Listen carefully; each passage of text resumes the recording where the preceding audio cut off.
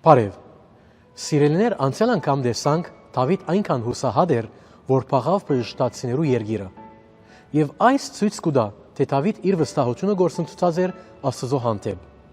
Ետքը տեսանք ինչպես Սավուխ խորհրդակցեցավ Ենթովրի մեջ գտնվող վհուգին հետ, որբեսի հանե Սամուելի հոգին, որ իրեն հարցնե բժշտացիներուն հետ պատերազմին մասին։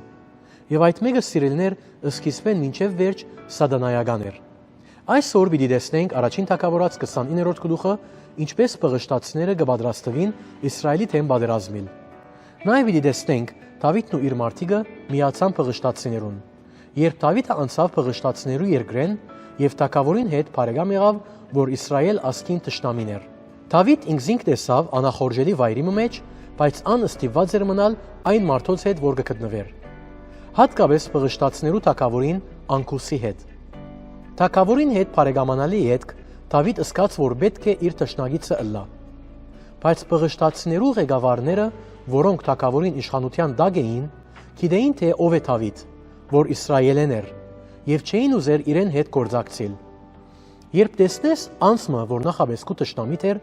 ետքը հանգարց քու կողքիդ եղավ, ըսկուշ կլաս եւ գուզես վստահ ըլլալ, որ ան քեզ պիտի չթավաջանե։ 29:3-5-ի մեջ բժշտացի իշխանները գխոսին Անկուս թագավորին Դավիթը իր երկիրը ղրգելու մասին։ Անոնք կգարձեին, թե Դավիթ խաղաղություն պիտի հաստատե Սավուխ թագավորին հետ։ Եվ ի վերջո պիտի թավաջանե բժշտացիները անոնց Սավուխ թագավորին հանձնելով։ Այս մեկը գրնա ըլլալ, որովհետև այս մարդիկը չէին ճանչնար Դավիթին եւ չեն կրնար մեղադրել անոնց։ Եվ Անկուս թագավորը չգրցավ որևէ հանցանք գտնել Դավիթի վրա, որովհետև ան բժշտացիներու թագավորին հավատարիմ հետևորդն էր։ Ան երբեք չփորձեց խաբել Անկուս թագավորը։ Ան այդպիսի մարդոց մեջ էր։ Սակայն 6-7 համարներու մեջ Անկուս թագավոր ըսավ Դավիթին. «Ես քեզի բացարձակապես կվստահիմ, բայց բժշտացի նախարարները չեն ուզեր քեզի, եւ որբեսի մեր միջև դաշնակցություն ըլլա, պիտի խնդրեմ, որ խաղաղությամբ վերադառնաս»։ Այս մեկը սիրելիներ ամենակարող Աստծո նախախնամությունն էր։ Գտեսնեք, Աստված միջամտեց եւ թույլ չտվավ Դավիթին հարցակիլ իր ժողովրդին վրա։ Եվ այս կրնամ ասել դժվար փախուստ մներ Դավիթի։ Եթե Աստված չմիջամտեր, Դավիթ պիտի իներ փամը, որուն համար իր ամբողջ կյանքի մեջ պիտի զղջար։ Սիրելիներ, այսօր ես եւ թուն չենք գիտակցիր, թե Աստված քանի անգամներ միջամտած է մեր կյանքերում մեջ։ Երբեմն ես եւ թուն գանցնենք Աստծո սահմանը եւ Աստված գուզե, որ այդ սահմանեն ներս ըլլանք։